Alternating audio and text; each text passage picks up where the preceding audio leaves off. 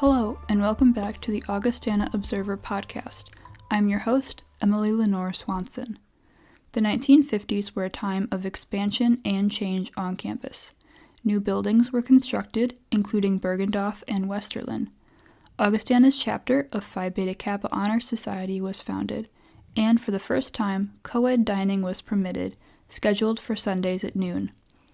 Another new development on campus was the founding of the radio station. The first broadcast of WAUG was November 13, 1952, 73 years ago. Junior Bill Lindholm worked for 2 years to make the station a reality, buying the parts and building the radio transmitter himself. Programming included a news broadcast and various music shows, including Digestion, after-dinner music, Baton, classical records, Segway, popular records, Rendezvous, a disc jockey show, and Surprise, your guess is as good as ours.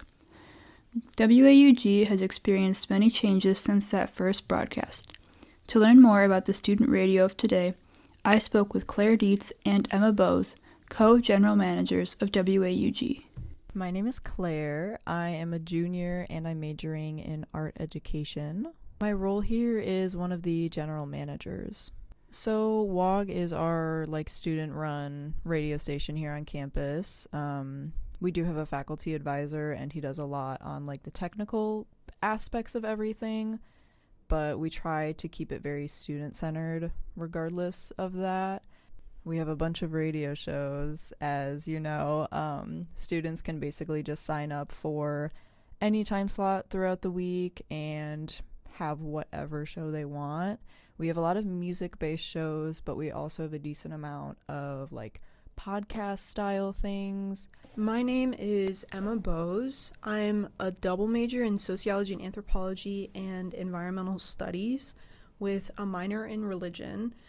I'm a junior at Augie, which feels horrible to say, and at WAUG, I'm a general manager, or a co-general manager with Claire. I think WAUG on campus, at least as I've worked to kind of curate it, is a safe space for people to be authentically creative in themselves. And I feel like, it'll get me started on a tangent, but I do feel like in a time where so many spaces are coded to be one way or one thing, WAUG is really just a space where you can just be yourself. And I could get technical and say, well, we want people to learn how to operate this kind of equipment or know how to use Dante or do all of this or chart or whatever. But in reality, for me, WAUG isn't even a place you have to listen to music. It's just a place for you to be yourself regardless of your major, friend groups, involvements. And that's the space that Claire and I and Brad and I work really hard to curate. Today, WAUG is located on the second floor of Old Main and broadcasts its variety of programming over the internet at WAUG.FM. In the past, WAUG has been located in a variety of locations across campus and broadcast over AM and FM radio. I had the opportunity to speak to alumni to hear about how WAUG has changed since they were students at Augustana. Hi, I'm Linnea Crowther Robinson. I was an English major.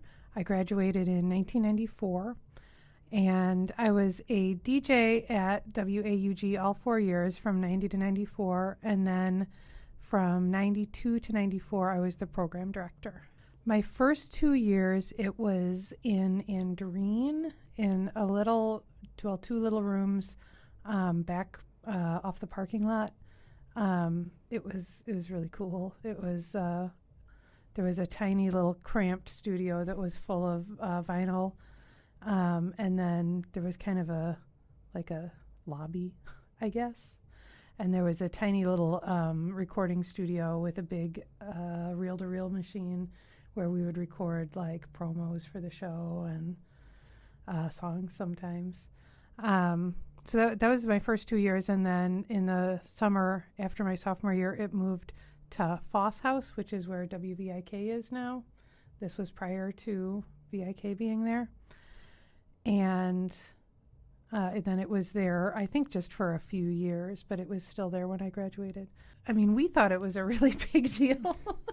I think there were more people involved than there are now, because I think, we all grew up with radio in a way that today's students maybe didn't. We grew up listening to the radio as like the default for how you would listen to music. And a lot of what was played was like, it was early indie or alternative music that was kind of probably the most popular, but there were kids playing all kinds of stuff.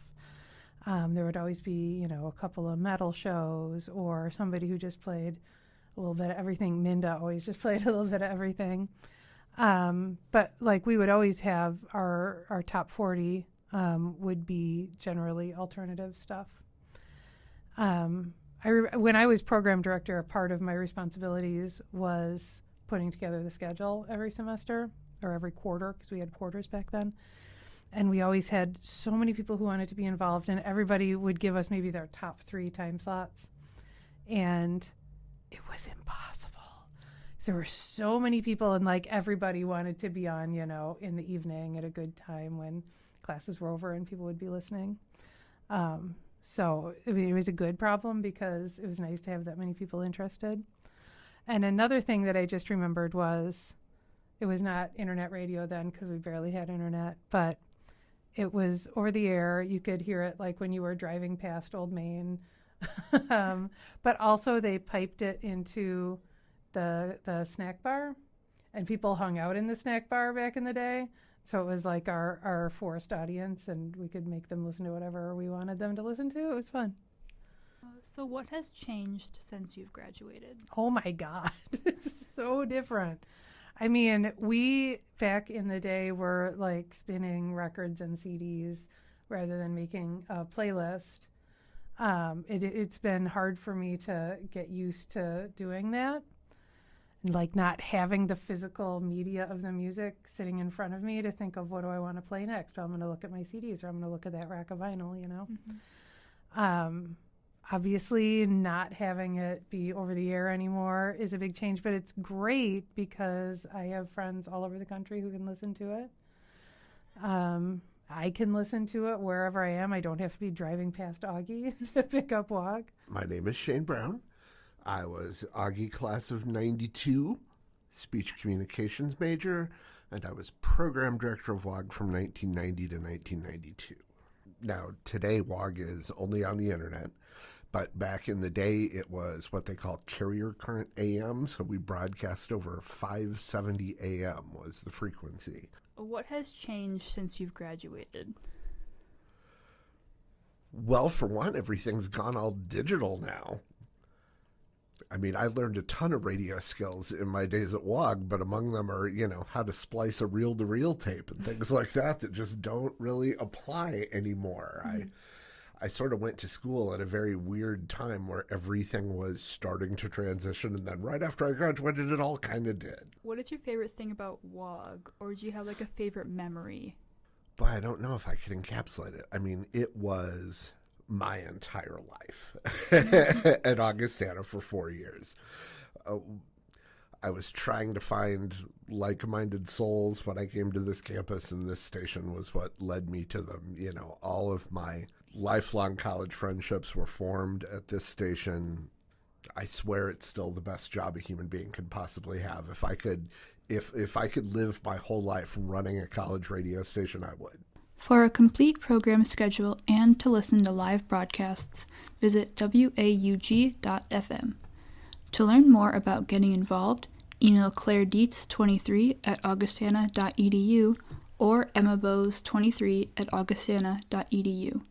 The Augustana Observer podcast is a production of the Augustana Observer. This episode was hosted and produced by Emily Swanson. Music by FastTech123 on Pixabay. Special thanks to our guests Claire Dietz, Emma Bose, Linnea Crowther Robinson, and Shane Brown. Thank you for listening.